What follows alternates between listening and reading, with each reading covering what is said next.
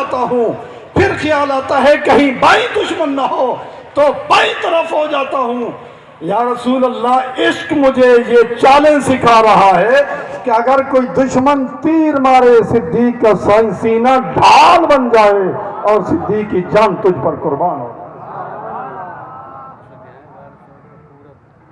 بے شک اس بات کو میں تسلیم کرتا ہوں کہ سیدنا علی المرتضیٰ کی عزت افزائی کے لیے خیبر کے میدان میں سورج واپس آیا تھا، آسمان سے سورج آیا۔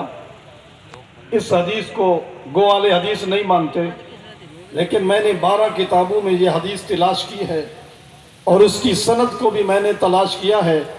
اس کی سند کو کم از کم حسن کے درجے میں ضرور مانا جا سکتا ہے۔ تو سیدنا علی المرتضیٰ کی نماز عصر کے لیے سورج آیا، فطلعت الشمس بعدما غربت، یہ حدیث کے الفاظ ہیں۔ آئیے ذرا صدیق اکبر کے لیے آسمان سے کیا آیا ہے، علی کے لیے سورج آیا، صدیق کے لیے کیا آیا۔ اٹھائیے ریاض النظرہ فی مناقب العشرہ، جب غار میں ان دونوں مسافران مدینہ کو بیٹھے ہوئے کچھ لمحات گزر گئے، صدیق اکبر کو پیاس نے ستایا، عرض کی یا رسول اللہ العطش، پیاس لگی ہے۔ تو اللہ کے رسول نے فرمایا تھوڑا سا غار کی گہرائی میں چلے جاؤ، وہاں پانی موجود ہے، پی لو۔ صدیق اکبر پہنچے اور وہاں دیکھا کہ ایک نہر چل رہی ہے غار کے اندر۔ یہ میں کس سے کہانی نہیں سنا رہا، ریاض النظرہ پڑھیں۔ غار میں نہر چل رہی ہے، صدیق اکبر نے جی بھر کے پیا، اور جب صدیق اکبر پانی پی کر واپس آئے تو میرے نبی نے فرمایا صدیق بتاؤ پانی کیسا تھا۔ صدیق اکبر نے جو تصویر کھینچی، اگر آپ کا ذوق ہو تو میں وہ الفاظ سنا دیتا ہوں۔ احلا من العسل، یا رسول اللہ وہ پانی شہد سے زیادہ میٹھا تھا۔ ابیض من اللبن، دودھ سے زیادہ سفید تھا۔ ازکا من المسک، کستوری سے زیادہ خوشبودار تھا۔ اللہ کے رسول نے فرمایا سوچا بھی ہے یہ نہر کب سے جاری ہوئی، کہاں سے جاری ہوئی؟ یا رسول اللہ بیان فرما دیں، پہاڑوں میں تو پانی تلاش کرنے سے بھی نہیں ملتا، یہاں کیسے نہر جاری ہو گئی؟ تو میرے نبی نے فرمایا اے صدیق، جب تجھے پیاس لگی، اللہ نے ان اللہ امر الملک الموکل بانہار الجنہ ان اخرج نہرا من جنت الفردوس الى غار الثور لیشرب ابو بکر۔ اللہ نے اس فرشتے کی ڈیوٹی لگائی جو جنت میں نہریں چلانے پر موکل ہے۔ اللہ نے فرمایا او فرشتے، میرے نبی کے یار کو پیاس لگی ہے، جنت الفردوس سے ایک نہر جاری کر دے۔ سبحان اللہ، نہیں یہاں سبحان اللہ پھر ڈیلی ہوگا، سبحان اللہ، جنت الفردوس سے ایک نہر جاری کر دے۔ یہ جنت سے نہر چلے اور پہنچے غار ثور میں، کیوں؟ لے یشربا ابو بکرین، تاکہ ابو بکر صدیق یہ پانی پی لے اور اس کی پیاس بجھ جائے۔ اور حضرت کی موجودگی میں اگر میں ایک دعویٰ کروں تو اگر میری غلطی ہوگی تو اصلاح فرمائیں گے، ورنہ تائید فرمائیں گے۔ میں نے تفاسیر بھی درجنوں کی تعداد میں پڑھی ہیں، شروح احادیث بھی درجنوں کی تعداد میں پڑھی ہیں، تاریخ کا بھی میں طالب علم ہوں۔ مجھے آج تک کوئی ایسا بندہ نہیں ملا کہ جسے جنت کا پانی دنیا میں ملا ہو، ہاں اگر ملا ہے تو یار غار نبی صدیق اکبر ملا ہے، جسے جنت کا پانی غار ثور میں مل رہا ہے۔ تو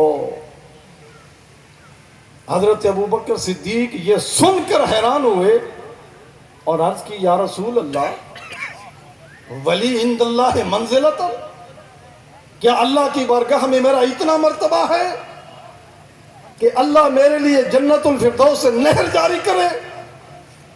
اللہ کے رسول نے فرمایا نام و افضل و صدیق تے کچھ بھی نہیں، تیرا مرتبہ تے میں محمد جاننا کتنا اچھا ہے۔ پھر جو حضور نے فرمایا اگر توجہ ہو، اور اس کو صرف توجہ سے نہیں سننا، اس کو اپنے عقیدے اور نظریے کا حصہ بنانا ہے، اس پہ عقیدے کی بنیاد رکھنی ہے۔ اللہ کے رسول نے فرمایا والذی بعثنی بالحق نبیا، اس ذات کی قسم جس نے مجھے نبی برحق بنا کر بھیجا ہے، لا يدخل الجنت مبغضوں کا ولو کانا لہو عمل 70 نبیا۔ فرمایا صدیق اکبر مجھے اپنی نبوت کی قسم، جو تجھ سے بغض رکھتا ہے اگر وہ 70 نبیوں کے برابر بھی نیکی کرے تو وہ جنت میں ہرگز نہیں جا سکتا، جنت میں وہی جائے گا جس کے دل میں صدیق اکبر کا پیار ہو۔ 70 ولی نہیں، 70 نبیوں کی بات ہے۔ وَلَوْ كَانَ لَهُ عَمَلَ 70 نبیا، اگر اس کے پاس 70 نبیوں کے اعمال بھی ہوں بالفرض والمحال، تو پھر بھی وہ جنتی نہیں ہو سکتا۔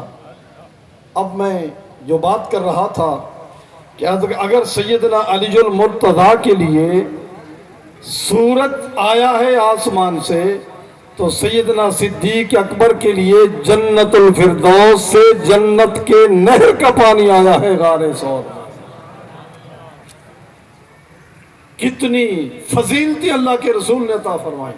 اب آگے چلیں، بڑی مشہور حدیث پڑھتے ہیں، گو کہ محدثین نے اس پر کلام بھی کیا ہے، اور میرے جیسا طالب علم اگر سند پر باز کرے تو یہ میرے لیے شرم کی بات ہوگی کہ اتنے بڑے محدث وقت کے سامنے میں طالب علم سند پر باز کروں کہ ابن معین نے کیا کہا، فلاں نے کیا کہا، فلاں نے کیا کہا۔ بہرحال امام ترمذی نے اس کو صحیح کہا، انا مدینۃ العلم والی بابھا۔ اللہ کے رسول نے فرمایا میں علم کا شہر ہوں، اور سیدنا علی المرتضیٰ اس شہر علم کا کیا ہے؟ دروازہ۔ ہمارا اس حدیث پر ایمان ہے، لیکن ذرا سنیے، شاہ عبدالعزیز محدث دہلوی تحفہ اثنا عشریہ میں حدیث لائے، اللہ کے رسول نے صدیق اکبر کو فرمایا ما صب اللہ شیئا فی صدری الا وقد صببتہ فی صدر ابی بکر۔ فرمایا اللہ نے جو کچھ میرے سینے میں ڈالا تھا میں نے بچایا کچھ نہیں، صدیق کے سینے میں میں نے ڈال دیا۔ سبحان اللہ۔ جو بھی اللہ نے میرے سینے میں ڈالا میں نے صدیق اکبر کے سینے میں ڈال دیا ہے۔ کاش کہ ہمارے سٹیجوں پر یہ برابری کی سطح قائم رکھی جائے تاکہ ہم تفضیلیت سے بچ سکیں، اور جو عقائد اور اہل سنت ہیں ان پر ہم چل سکیں۔ اب آگے چلیں، حضور نبی رحمت صلی اللہ علیہ وسلم نے حضرت علی المرتضیٰ کے لیے جنگ خندق میں ایک لقب ارشاد فرمایا، وہ لقب ہے کل ایمان۔ جب عمر ابن ود کے مقابلے میں سیدنا علی گئے تو حضور نے فرمایا کل ایمان کل کفر کے مقابلے میں جا رہا ہے۔ ہمارا اس پر ایمان ہے، ہم اس بات کو مانتے ہیں، اور افسوس کہ اس کا ایک رخ جو ہمارے نقیب پیش کرتے ہیں۔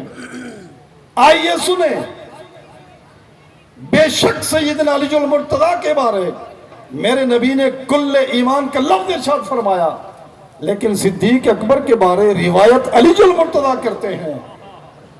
اللہ کے رسول نے فرمایا لو وزنا ایمان ابی بکر بے ایمان اہل الارض لراجح علیہم، فرمایا اگر پوری دنیا کے مومنوں کا ایمان ترازو کے ایک پلڑے میں رکھ دیا جائے اور دوسرے پلڑے میں اکیلے صدیق اکبر کا ایمان رکھ دیا جائے، پھر وزن کیا جائے تو صدیق کا ایمان بڑھ جائے گا، بڑھ جائے گا، بڑھ جائے گا۔